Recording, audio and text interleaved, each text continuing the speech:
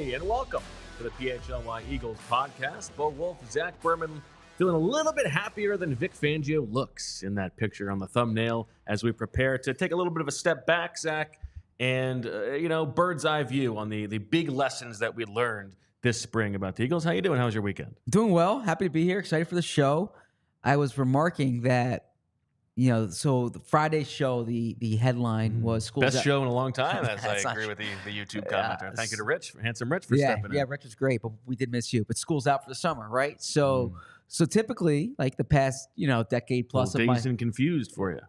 the past decade plus of my life, it's like go away. You got 5 weeks, 6 weeks until training camp returns. That's just like last summer when you went away and instead of relaxing, wrote 800,000 word book, 87,000. Okay.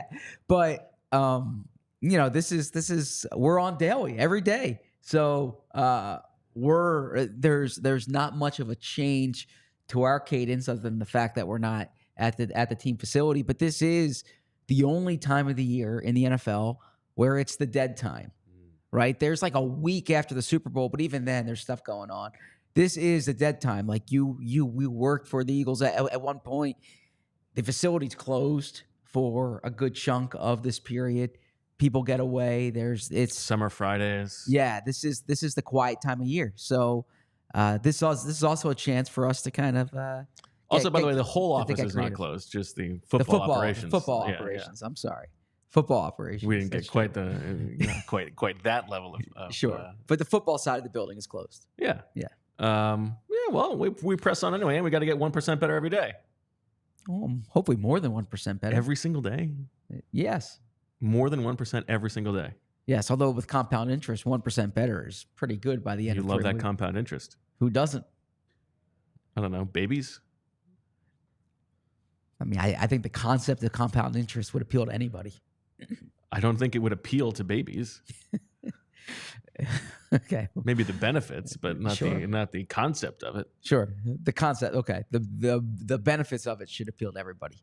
Anyways, this is, as TN says, the real non-playing season. The NPO. Yep. All right. Well, you want to get right into it, Zach? Let's the 10 big lessons. Why do you say NPO? NPS. Yeah, that's part of the bit, is that it's not accurate and never has been accurate. Yes. Okay. But that's okay. Yep. Okay. I'll start if you want. These 10 big takeaways that we have of the things that we learned about the Eagles this offseason. I think, and this is a popular one. This is not much of this is going to be breaking news, right? Yep. We've discussed many of these things over the past couple of weeks, but in order to wrap these things up, I think we learned that this is Kellen Moore's offense, right? And there was a lot of obfuscation about that heading into like the offseason. Nick Sirianni said in that press conference that he was going to take a step back, but we didn't know. This is an offensive coach. This is a guy who has had his hands in every offensive meeting over the past 2-3 years. Would he be willing to take a step back? And everything that we saw on the field, everything that we heard behind the scenes, everything that Jalen Hurts said on the podium, and maybe he's overstating 95% of the offense is different, but we have learned nothing to tell us that this is not Kellen Moore's show. This is his offense that he is installing. There's maybe some DNA carryover, but some of the terminology is different. And to be fair, maybe some of the old stuff that they're keeping, is not the stuff that we saw in the spring. They'll put that in because they know it will be easier in the summer. But like we didn't know how much of that was going to be the case. And, you hear about Nick Sirianni spending time in defensive meetings and stuff like that. He is letting this be Kellen Moore's offense. I don't know how that's going to play out. It seemed like fits and starts at this point of the offseason, but the fact that it is Kellen Moore's offense, I think, is significant news. Well said. Now, as part of that, do you feel like you have a sense of this offense yet, other than the pre-snap motion that we're seeing at a higher rate than before? Do you feel like we're not really going to see what this offense is until a few weeks in the training camp, maybe week one, or can you tell the differences schematically to this point? I mean, I think you see some differences. first of all, it's just a passing camp, Yep. right? They are installing stuff. Devontae Smith wasn't there every day that we were there. There are moving parts. I don't think we're going to see what the real offense is until the regular season starts. Like, Nick Sirianni loves to play the card of like we've got tricks up our sleeve. We're not going to show anything in the preseason or even training camp, right? I think we'll see some of the like structural tent poles of the things that they care about in the offseason. But even like seeing guys in motion this spring doesn't mean that we know how often they're going to have motion.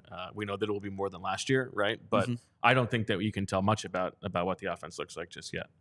I would agree with you there. And one thing that a conclusion, if I'm trying to make a conclusion from this, is I think A.J. Brown's going to be like a real high volume receiver. Now, how that manifests itself, or it might just be the nature of camp, but there were a lot of like short intermediate patterns, right? And I'm curious if that is the case, if there's going to be more of an emphasis on AJ in the middle of the field, AJ yards after the catch, using that part of AJ's game as opposed to more of the vertical element to the offense. Yeah, that's one where I feel like it's how camp went. Yeah, and it's also not like those are not Jalen Hurts' favorite throws. Sure. Right? Like at some point, they're going to let Jalen Hurts do the things that he likes to do best, right? And so you work on that stuff now. But not to say that A.J. Brown won't be a volume receiver, but I feel like the volume with which he was targeted, within the 10 yards of the line of scrimmage this spring is probably not indicative of how he'll be used. I could be wrong. Sure. Yeah. So I will go to the next one. I have two kind of branching off that. But to stay on this theme is I think. And you have a story coming out on ALLCITY that's going to have a bunch of these. So I'm actually going to split it up into two parts. Okay. Right. And I appreciate you teasing that. Go to allphly.com. I have 25 things here, and so there will be part 1 and then part 2. Now we're going to do 12-13 or 13-12. I was actually thinking, can I squeeze 5 more out of this and make it 3 parts? 10-10-10. That's 10-10-10, like the old Andy Reid practice. Yeah. Jinx, as my son would say. Were you a Jinx guy back in the day? Yeah, we said Jinx, but only if we said it at the exact same time, unlike what you and I just did.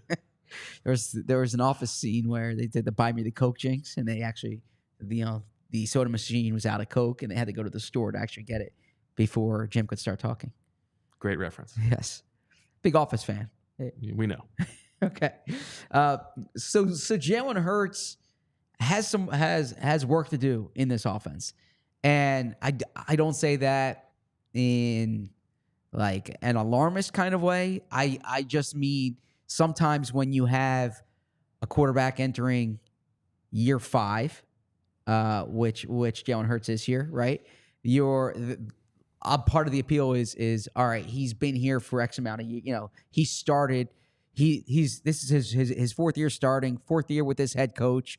There's like a sophistication and a mastery to it because they have a new offensive coordinator, because they have a new offensive scheme. Jalen said early in the spring, that he's in sponge mode. That was the term that he used, sponge mode. And I think you can see that there is an adjustment for him here. And he said last week what he's trying to do is he's trying to pick the parts of the offense that he can make his, right? But part of the appeal, or I shouldn't say the appeal, part of like an appeal to Jalen in college, early in the NFL, is that he's adjusted to different schemes. But we don't know yet if this is a scheme that maximizes his skill set. Certainly in camp, it wasn't always crisp. We spoke about interceptions. We spoke about incompletions. This was not one of these camps where everything was kind of lights out from the quarterback, and that's not a concern. I've used the example on the show last week. I used it on Anthony's show this morning. It's like reading a rough draft of a story, right? That's essentially what this camp was about: installation more than evaluation. I think for the Eagles, if everything was coming back, it would be more about evaluation. But really, they're trying to install this for everyone.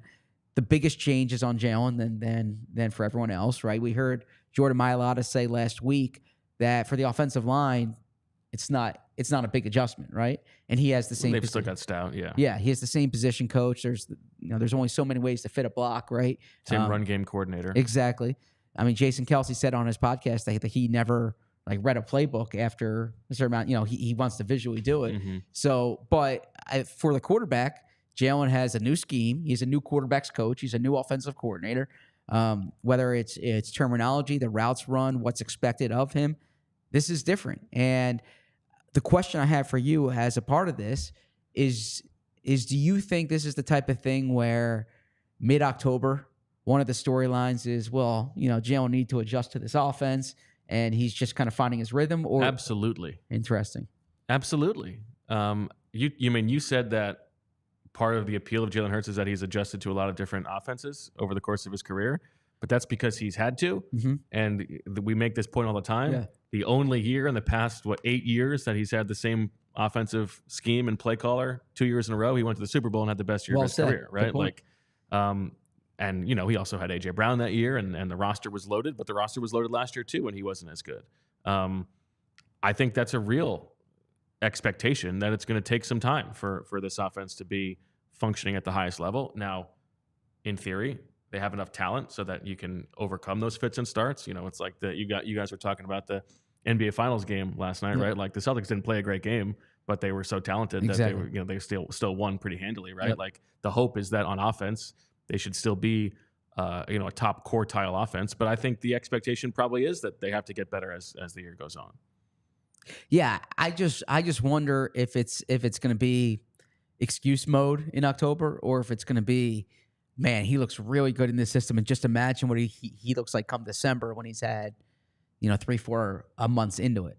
I do think with the type of talent that they have at wide receiver, with the type of offensive line that they have, with Saquon, as you just mentioned, there should just be our guys are better than your guys element to this, where it doesn't get overcomplicated. But 2020 still, now Carson did not play well that year, right? But there was a lot going on there in terms of trying to figure out what that offense was. Plus COVID, the Eagles could not overcome that. Sure. And then the other thing that I'm curious about is, do you think Jalen looks at this and he's happy about this? Or do you think Jalen says, I was almost the MVP in that offense before, right? Like we could have tinkered with it, but did we really need to reinvent the system? I mean, the joke that I want to make is that he's happy that he has to deal with Nick Sirianni less, right? I mean, we briefly talked about that. We briefly talked about that. Are we not making a big enough deal out of this? I think that he is probably, it's not like he fell on the sword for Brian Johnson either. Sure. Right? Like he understood that the offense was not giving him enough answers last year. I think he's excited about, I would guess, I don't want to speak for him, but I would imagine that he's excited about the possibility of some more creative solutions on offense. The scheme was bad last year, and it wasn't just stagnant. It was like, they had no answers against the blitz. There was not, the routes were not speaking to each other, right? He was not throwing to open receivers. I think I would imagine that he is hopeful, but I can't speak for him. What do you think? Yeah. I mean, I think he probably felt there needed to be a change too. But I don't know. I think Jalen is at a point where he probably feels there's a certain way to maximize his ability, and this offense is probably I don't say this in a condescending way, but this offense is probably designed to maximize Kellen Moore, right? I think Kellen Moore is very, this is Kellen Moore being like, all right, this is your baby. You do this. It's not you fix Jalen. It's you put your wizardry. Am I pronouncing it correctly? Wizardry at work here. And but he's doing that with Jalen Hurts in mind, right? But we talked about this during one of the Tick Zach Bows a few weeks ago. That was my favorite part of the episode on Friday, by the way, was it felt I don't know why, but I enjoyed how uncomfortable you were saying the word toe at the end of the episode. You're very hesitant about saying the word toe. I don't know if I subconsciously thought you'd make fun of me in some way. But no, that I don't see an outcome where Kellen Moore is here in 2025.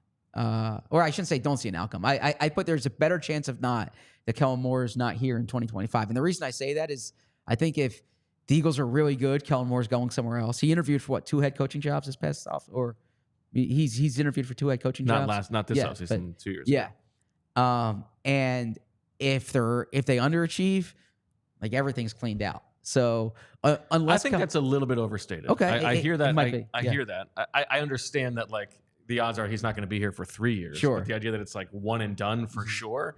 I don't know. There's like, what if there are only 5 openings and the Eagles go to the Super Bowl and teams don't want to wait? Or like, what if he is not a good interviewer? Like, I don't know. I just think like that he's definitely gone if they're good. There's also a middle ground where they're good enough, but they don't light the world on fire. I think I don't think that it's definite. I think it's like, I think it's still even 50-50 that he's here next year. Or he could be like Ben Johnson and just he wants to be selective. Right. Or if a bad organization is the only one willing to offer him, maybe he doesn't want that. I do think if they're really good, then Jeffrey's going to do everything he can to keep incentivize him being selective. But real quick, because you mentioned that in the chat, and we spoke about it in Thursday's show, but Thursday's show was packed, obviously, between the Lori news, the staff change or the front office changes. My read on Jalen's answer is that it's more the way Jalen tries to be with the media. It's more like anti-media, for lack of a better term, than anti-Nick. Like, I think Jalen purposefully doesn't want to he tries to be as a certain way there. Is there a question that would get an answer out of him that would reflect well on Nick Sirianni? Can you just if the question at the press conference was just what's your favorite thing about Nick? What would he say? Well, that's a good point there because the second part of what I was going to say is though there's a pattern to this, and he's for someone who says like how everything he does is with intention, and that he really wants to be like smarter than you. You need to know the way this is going to be interpreted, right? Just like I think back to the Tampa game last year, his response to the questions about Nick's future. Think back to the Seattle situation that we talked about, where like he would not. That one's actually worse. Yeah. So sometimes like he tries so hard to. And just to catch up, the Seattle one is when they throw that. The interception down the right sideline, and AJ Brown comes out like 2 weeks later and says like that was our audible, me and Jalen like lets Nick twist in the wind and Brian Johnson too, and never talks about it. Like I know that he doesn't want to give anything away, but and I know that he is acting or actually is not paying attention to what the narratives are, but I mean, come on, that's leadership, right? 100%, and that's where I think Jalen tries so hard to you guys are rat poison, or I don't need this, I had a purpose before anyone had an opinion. Like try so hard to be above anything else that he doesn't. I used the example today on Anthony's show that when you have a layup, you don't need to kick it out for a half-court shot, right? Just take the layup. That's the easiest spring question. What does this say about Nick Sirianni? And I don't want people to just to give platitudes, right?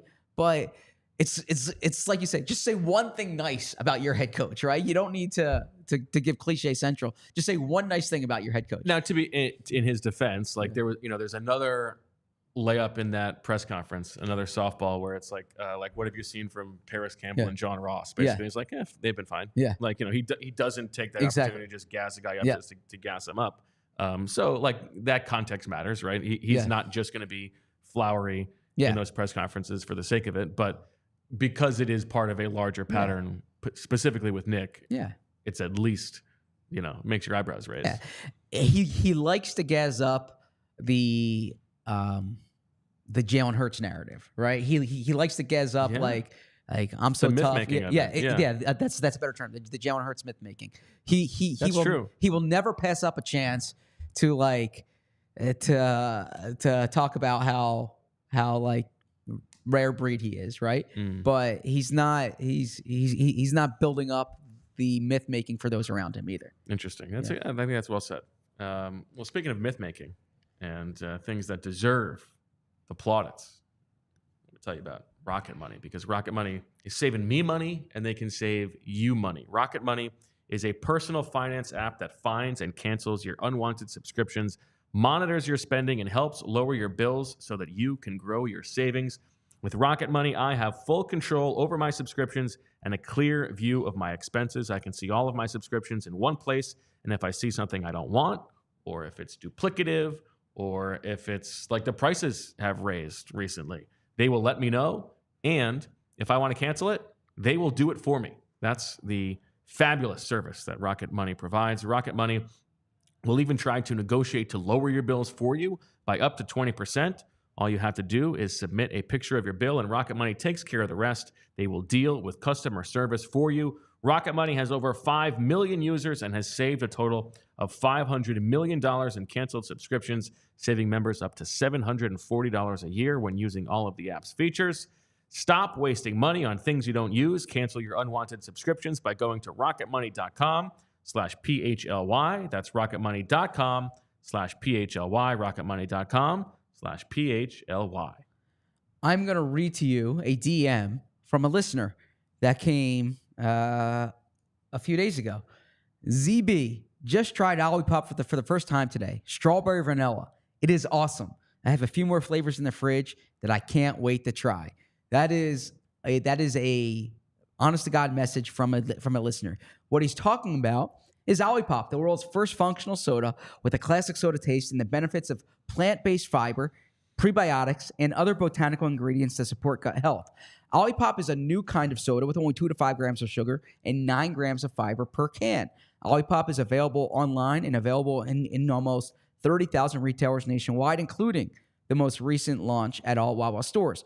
Olipop's debut in Wawa couldn't be more of a match made in heaven. A delicious, healthy drink meets a convenience store both adored by a cult following. The 2 flavors debuting in Wawa are classic root beer and strawberry vanilla. You, of course, heard what this listener said about strawberry vanilla, so you can just go to your local Wawa to pick that up. But if you want to order online, you can also get delicious, nostalgic flavors like vintage cola, classic root beer, orange squeeze, classic grape, strawberry vanilla. I mentioned cream soda and cherry cola. They also have some other great flavors as well. Use the code PHLY20 for 20% off your next Olipop order. The discount only applies to one-time orders, not to subscription orders. Olipop is sold online at drinkolipop.com or at Amazon, and it's available in almost 30,000 retailers nationwide, including Wawa, Target, Sprouts, Wegmans, ShopRite, and GoPuff. All right, my number 2 takeaway. Can we snake this? Just because sure. my next takeaway is kind of based off of your first one there, and that is Nick. The question you ask when a plumber comes to your house: can we snake this? Nick's very much the CEO coach, and I think he's leaning into this. You asked him a question about coaching up young players the other day. It was a good question. And he answered the phrase he used, and this is going to be one we're going to hear often, is when I'm able to have kind of a broad view of everything, like a 30,000-foot view. I think we're going to hear that term a lot, 30,000-foot view. That specific length, you think? 30,000? Yeah, I would imagine so. You think it'll move around? You think sometimes it's 20, sometimes 10,000? Yeah, I don't know altitude too well. Is there a point where it's too high to fly? Yeah, no, I think the 30,000-foot view is the phrase he's going to use. So I bring that up as a way of saying, like, you know, I think the question that from the offseason, the press conference question that most people think about this offseason, it was Tim McManus's at the opening. What you say you do here? Yeah, exactly. And I think what the answer is going to be for Nick is like being in charge of everything. Is having this team is his job's going to be Monday to Friday, or I should say Monday to Saturday. And then the game manager on Sunday, but almost like the chief morale officer, the leader of the team.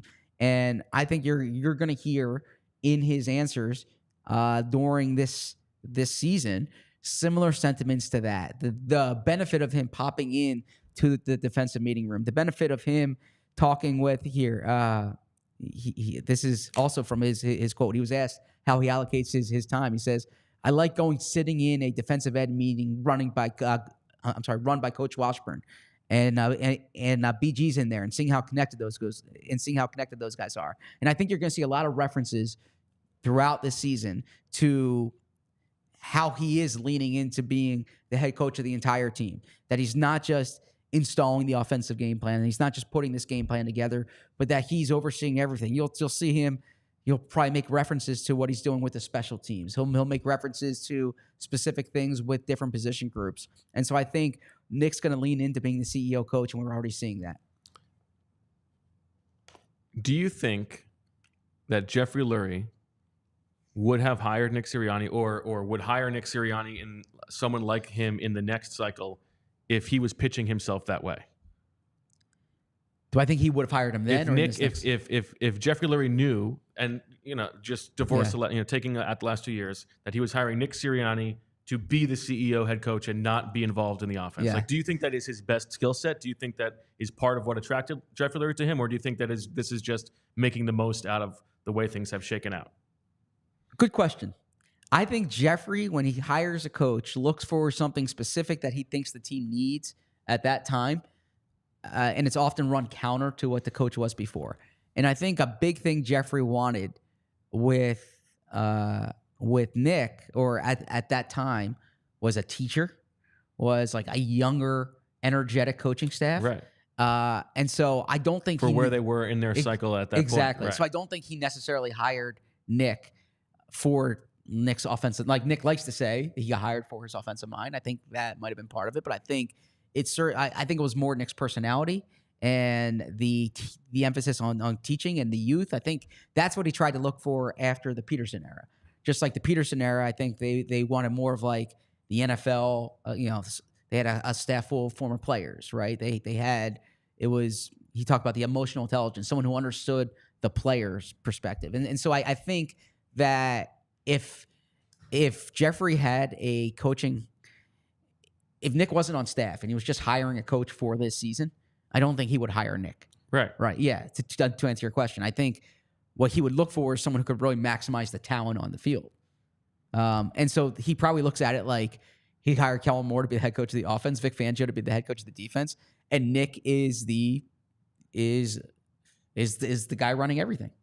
Right. There's some like carryover bias, right? Yep. I mean, it's obviously he's here, and he over the course of 2 years has this unbelievable record, 3 years rather, and has earned the right to continue on the job. But if I think of Nick Sirianni, like what his strengths are, the things that do track with the CEO is like super detail oriented, right? Like that is something that would be really important.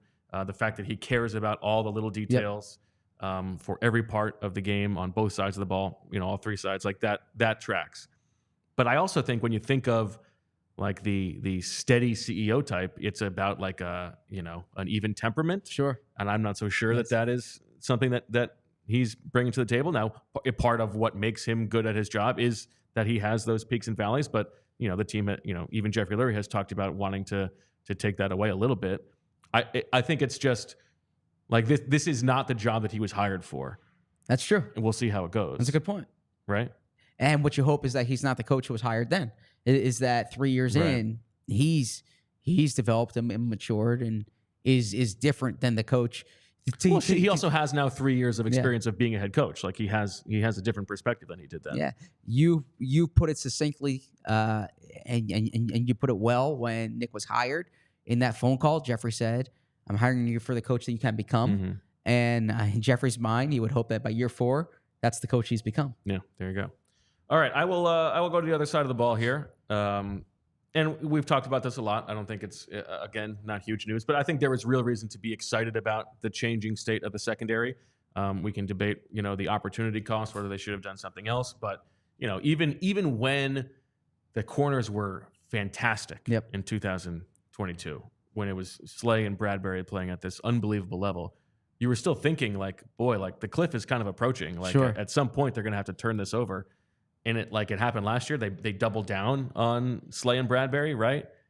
And it didn't turn out very good. And we could have seen that coming because these were older guys. Now you have Slay, who can still play at a high level, but the pressure is not on him to continue to play at quite a high level. And they have enough fortification that, if he suffers injuries, they should be okay. Keely Ringo, I agree that he probably had the best spring of the corners from what we saw. He's younger than Quinion Mitchell. I think there's real reason to be excited about him. There's no reason to not be excited about Quinion Mitchell yet. They took him as the first corner of the draft for a reason. I think he's looked pretty good. Cooper DeJean is an interesting chess piece that they can move all over. Even Isaiah Rodgers, as a pleasant surprise, has been interesting. They are deeper and younger here than they have been in a very long time, and I think that is reason for excitement. Yeah, well said. I have Keely Ringo might be the best non-slate cornerback on the roster right now, but I think the kind of branch off that, I don't think Quinion Mitchell needs to be the type of impact player day one that I would have thought on draft night.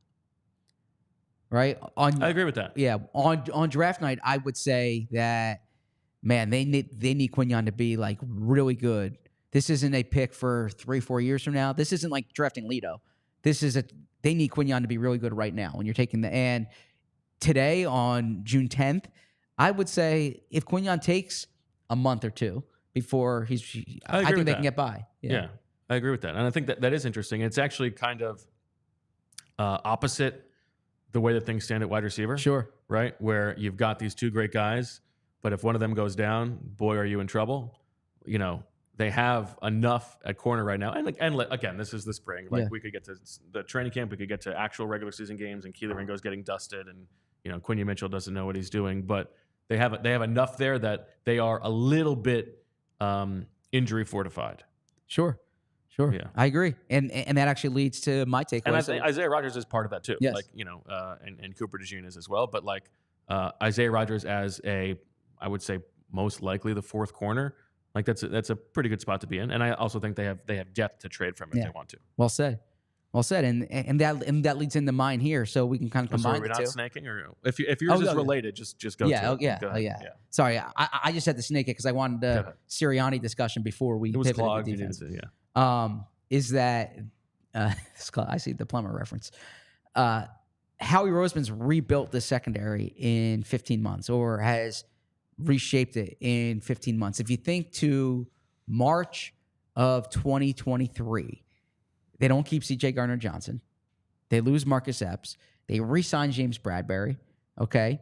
In the draft, they took Sidney Brown in the third round, but they didn't draft a corner round 1 or 2. They take Healy in round 4, and you kind of don't know what the secondary is going to be long term. And now I know Isaiah Rodgers was a signing last year, but he really didn't come into play until this year. The Eagles signed C.J. Gardner-Johnson in free agency, and it's not like this huge long-term commitment, but here's your starting safety there that they spend their top 2 picks on corners, including one who can play in the slot.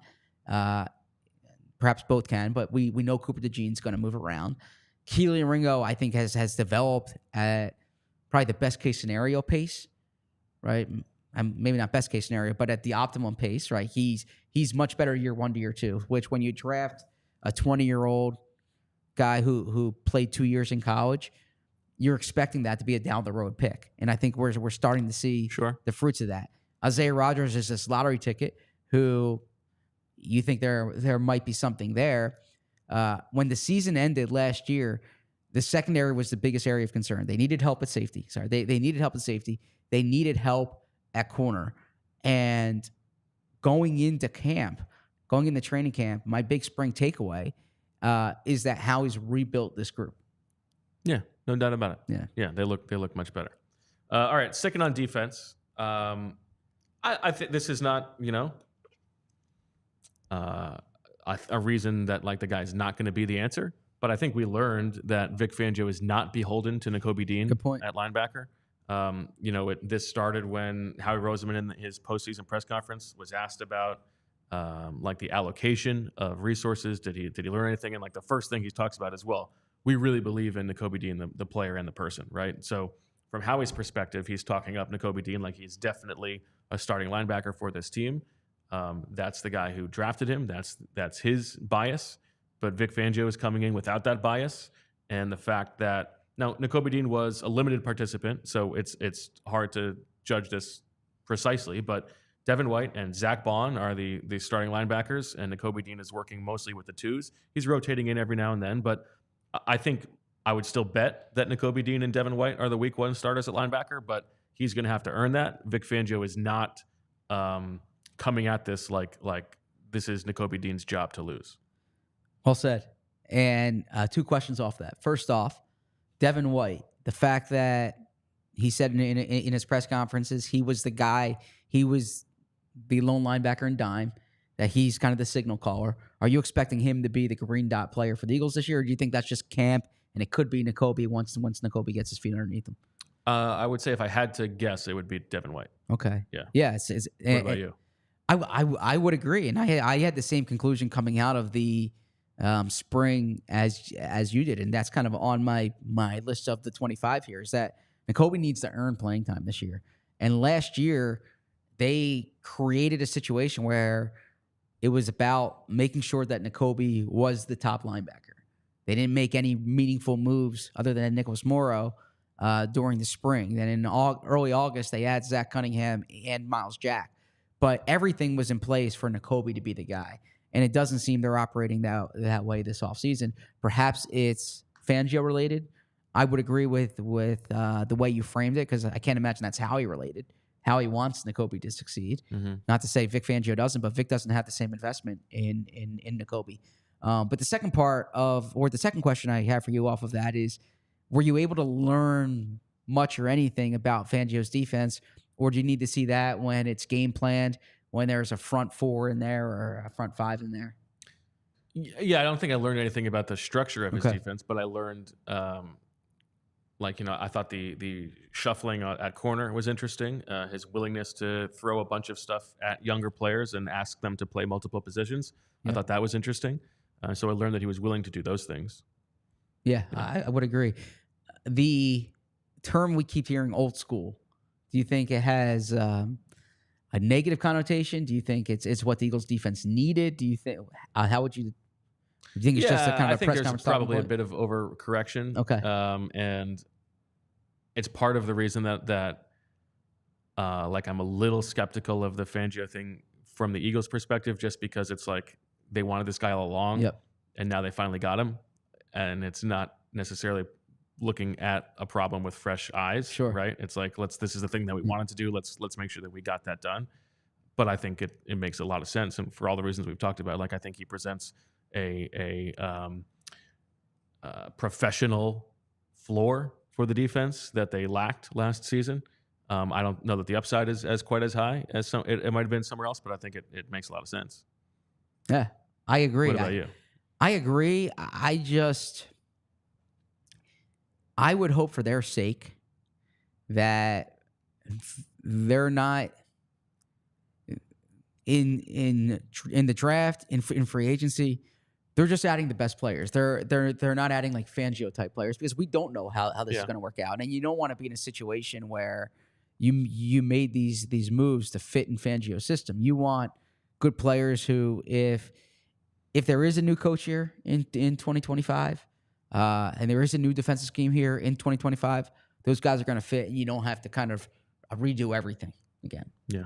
Okay. What's yours? What's your next one? My next one here is, let me scroll down here, and I'll stay on this. Is that Jordan Davis is leaner, and I bring this up because this was a major talking point across the board. Vic Fangio, who was asked about Jordan Davis, he talked about the shape he needed to be in. When Clinton Hurt was talking, when Clinton Hurt was talking about Jordan Davis, he talked about the shape he needs to be in. When those pictures surfaced from the Eagles Autism Challenge, the big takeaway was, well, he does look leaner. And then you hear Jordan Davis speak, and he spoke about being at 350 pounds and how it looks better than last year. And he says, one thing I've been focused on is just getting better. I said the same thing last year for my rookie year. I'm stepping into a much larger role than I was last year, and I know what's expected of me. In terms of being in my best shape, I'm getting in the best condition of my life. Now, there's kind of 2 takeaways to this. First off, this is the old spring training joke. You're always in the best shape of your life. But the second is, we talked about this last year at this time, and then come the middle of the season, we have Brian Baldinger on the show, and Baldy says he needs to be in better shape. Is this something we talk about in June, and then in October, November, it's the same thing? Or do you think this genuinely matters? I think it matters from the reason that we talked about before, just in a snap count perspective. Like, the tension between the Eagles front office wanting guys to rotate and Vic Fangio not really wanting that, according to his history. He's going to ask Jalen Carter for sure to be on the field a lot more than he was last year. I imagine he's going to want Jordan Davis to be on the field more than he ever has before. So from that standpoint, I think it matters a lot. And I also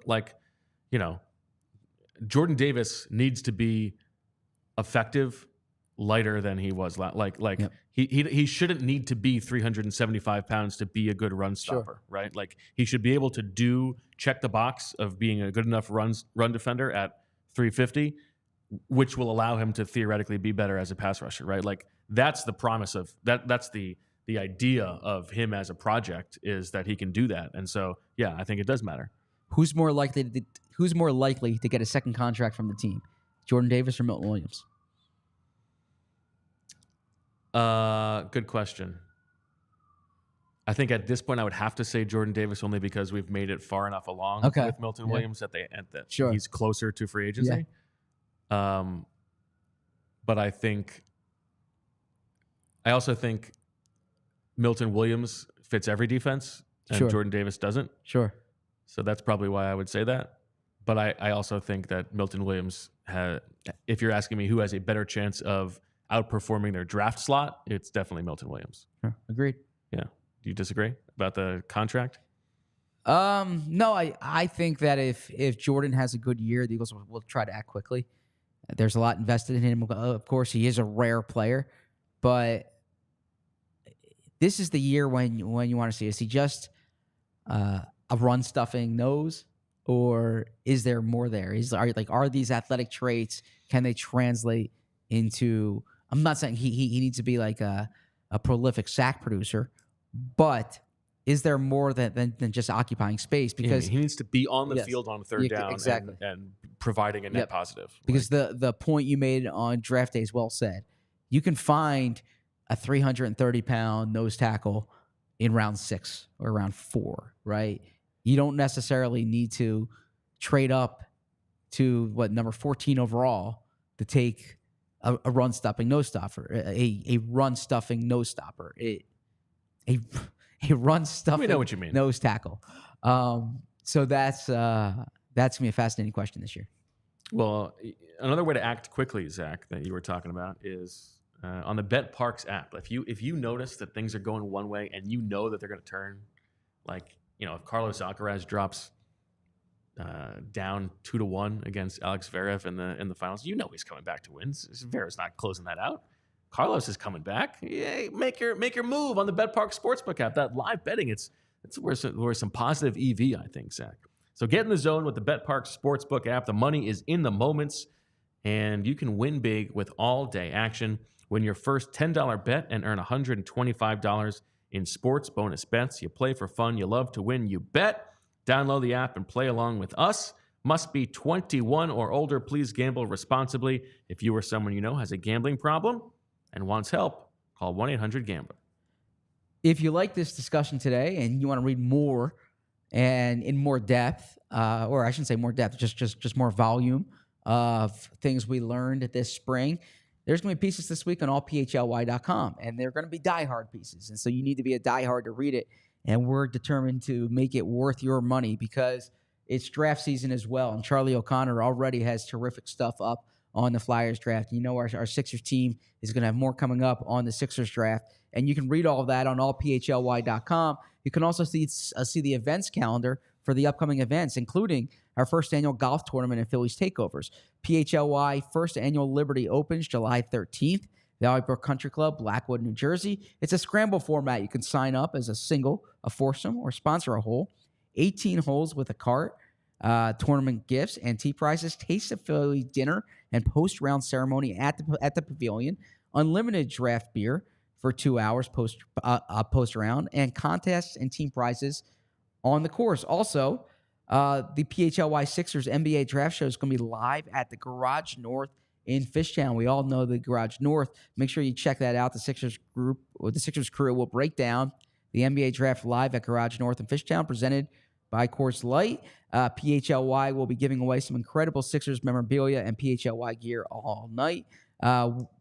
We also, like I mentioned, allphly.com with premium written content for members, 20% off events, dope merchandise for all teams. Guy, I'm bringing that's great merchandise for all teams. Free shirt when you become a member, and a members-only Discord at the PHLY Lounge. Zach, my takeaway number 4, ping-ponging back to the offense, is the identity of who is the fourth option in the passing game is still up for grabs. We still don't know who that is, and that doesn't mean that it's not going to turn out to be anybody, or it's not going to they're not going to mix and match and figure out who that is. But right now, Paris Campbell was taking most of the snaps with the ones in 11 personnel, or when Devontae Smith was gone. Maybe Grant Calcaterra, who Nick Sirianni mentioned, takes an increased role in the passing game. Maybe it turns out maybe Anaya Smith jumps, maybe Johnny Wilson jumps. Maybe it's John Ross. But I think more likely than not, the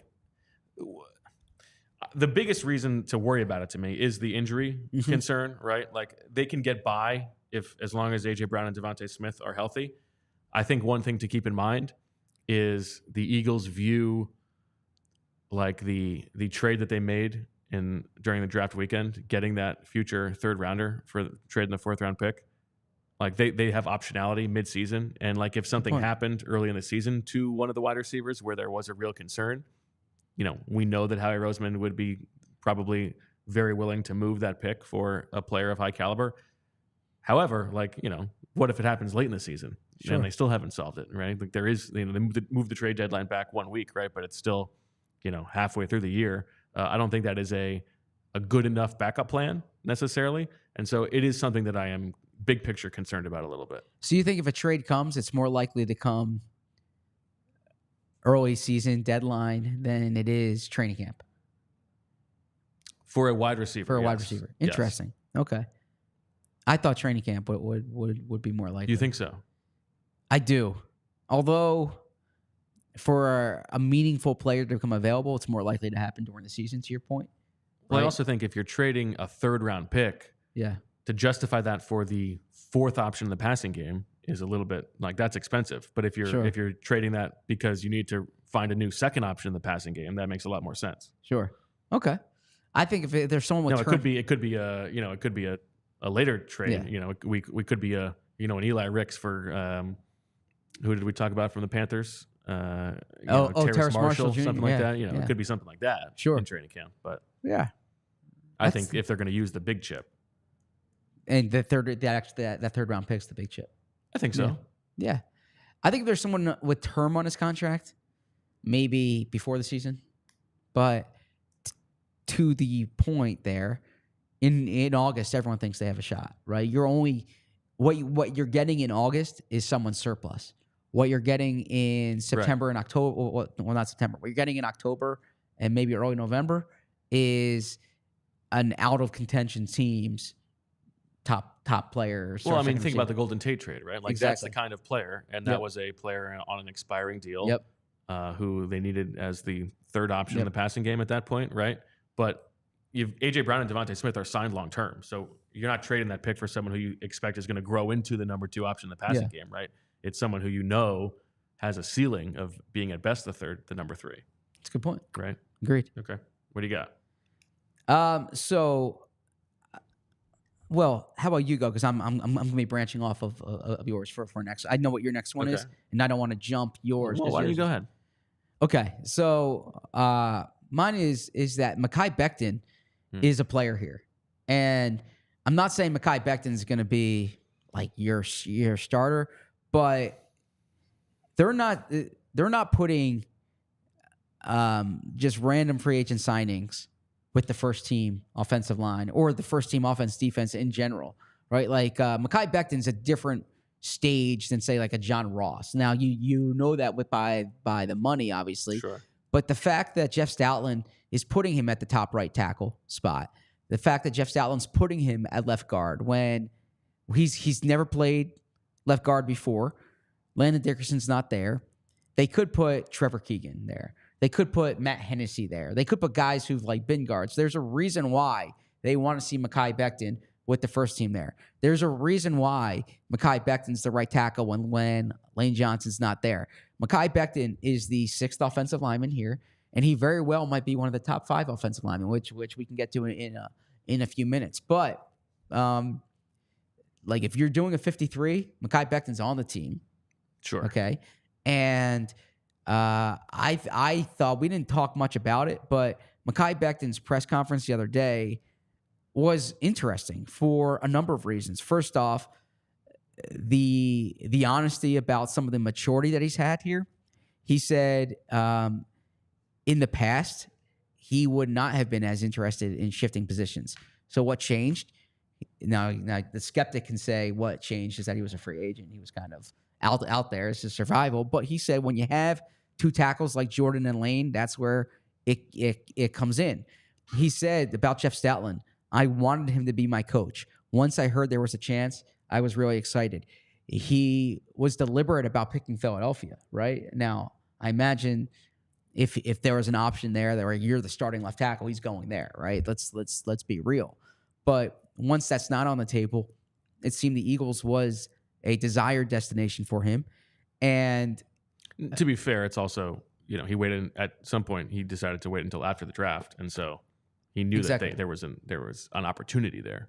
Exactly. Yeah. Not just the Stoutland of it. Like he wouldn't have chosen if the Eagles had drafted Troy Fautanu in round 1. Yeah. I don't think he'd be here because of Jeff Stoutland. You're right, but we were talking about the Eagles drafting a tackle who could potentially play guard. Now, if they draft Amarius Mims, maybe or if they drafted Tyler Guyton, I hear your point, but it really seems that this was not just a cover your bases signing for the Eagles.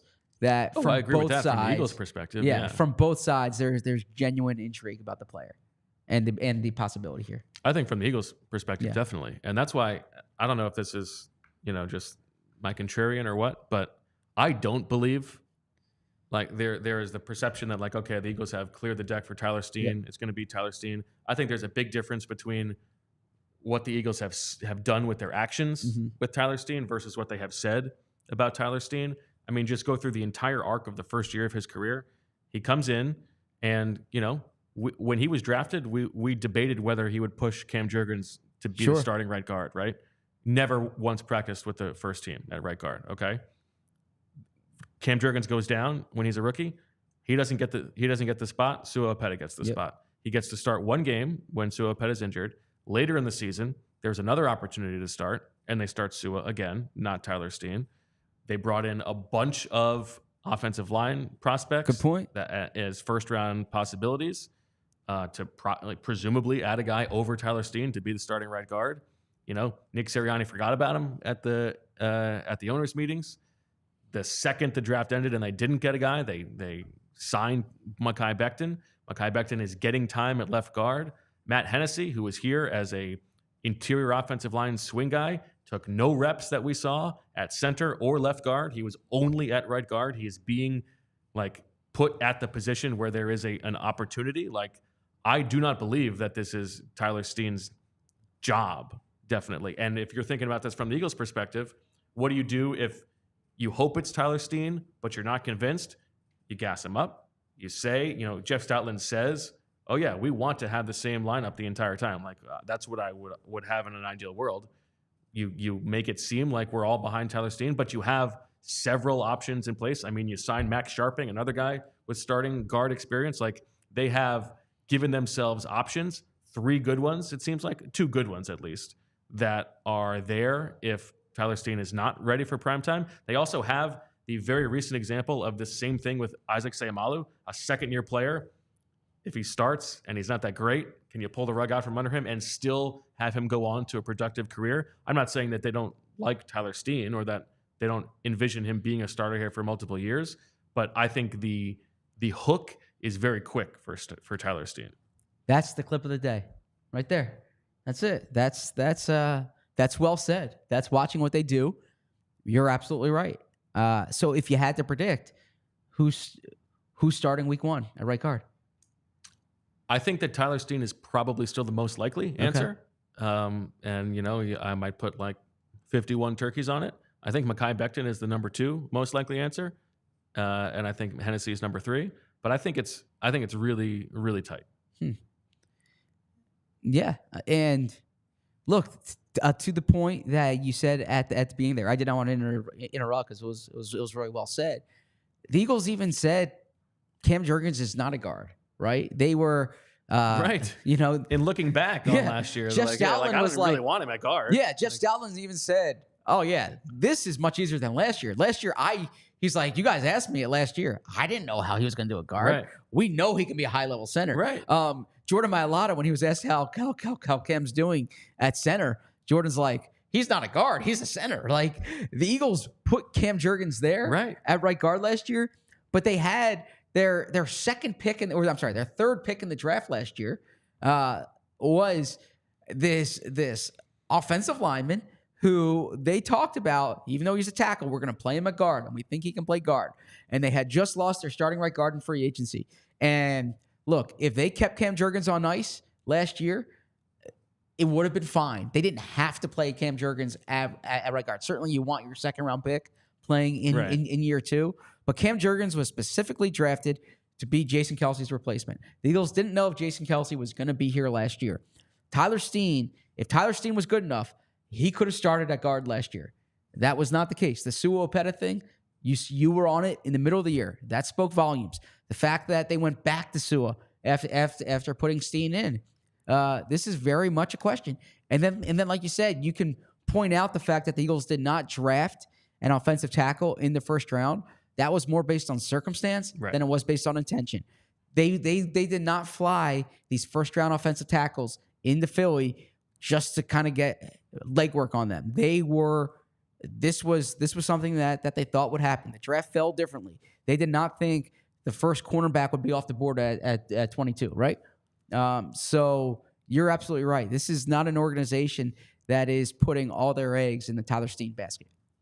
Okay. Are we done? Was that your last one? Yeah. The Becton one was my last one. Good. Wrap up. All right. How was your weekend?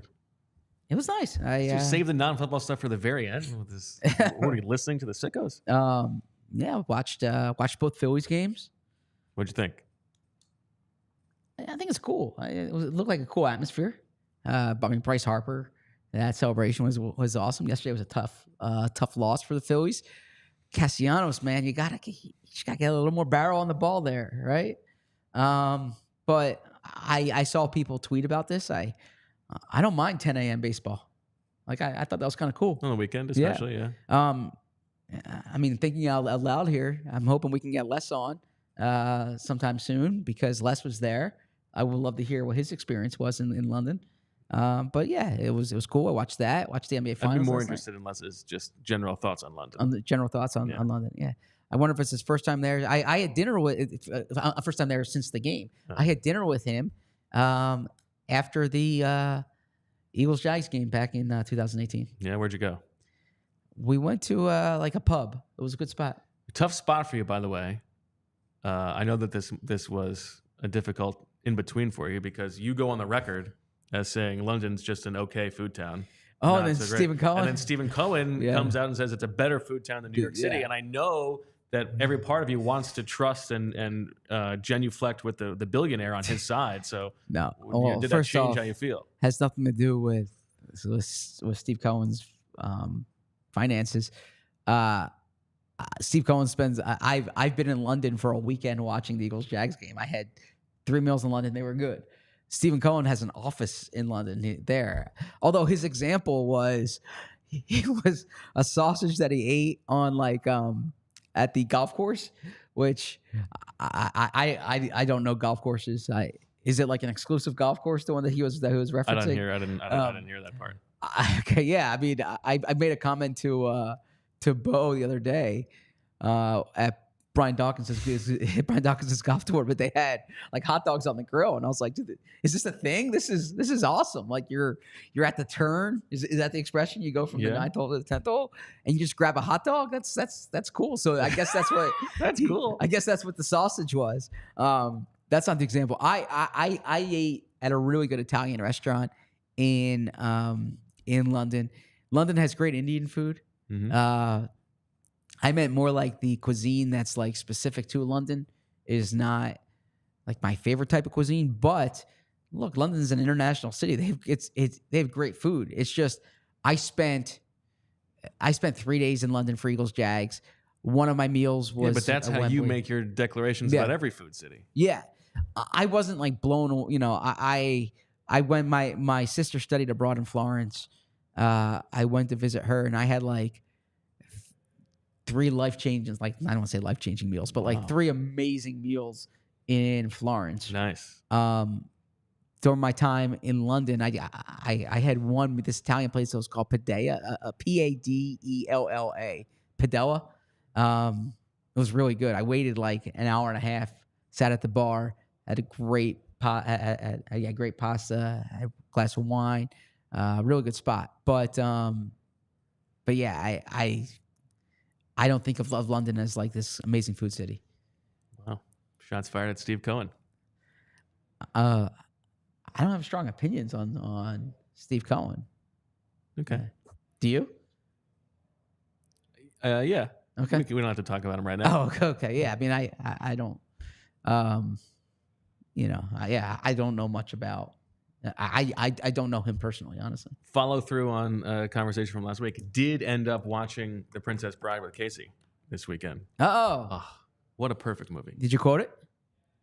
Well, of course. I mean, he took the one that he's held on to is No More Rhymes, Now I Mean It. Yep. Anybody want a peanut? He's a big fan of that one. But I mean, no doubt in my mind it's always been my favorite movie. But just the revisit with him, it's perfectly paced. Everybody's bringing their A game. Doesn't get any better than that. You've never seen it? I've never seen it. I'll watch it this summer. We might now be in a fight. Because I haven't seen The Princess Bride? Yeah. Okay, I'm sorry. I mean, also, we had Casey's graduation on Friday. I mean, waterworks. Oh, you cried. Of course I cried. Are you kidding me? I stood no chance. Really? Okay. Yeah. Are you kidding me? Like, just... Of course. Oh, I mean, I knew going in, but I'm happy there for was you. That's awesome, and congratulations. No doubt about that. Yeah, congratulations. That's awesome.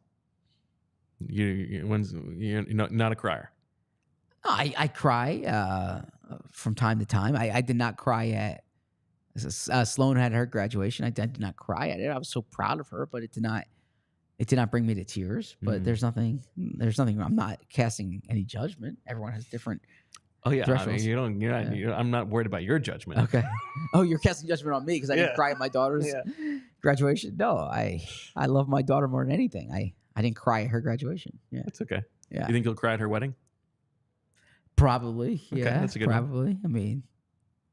I mean, she's 5 years old. I can't even envision her getting married. It is a weird question to ask. Yeah. So yeah, we're about 20, 25 years away from that. So we'll see. Okay. As long as she's happy, that's what matters to me. Amen. Yep.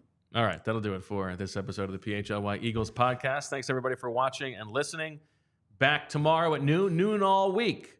So we look forward to that. For Zach and Andrew on the 1s and 2s, we'll talk to you tomorrow. And as always, we love you.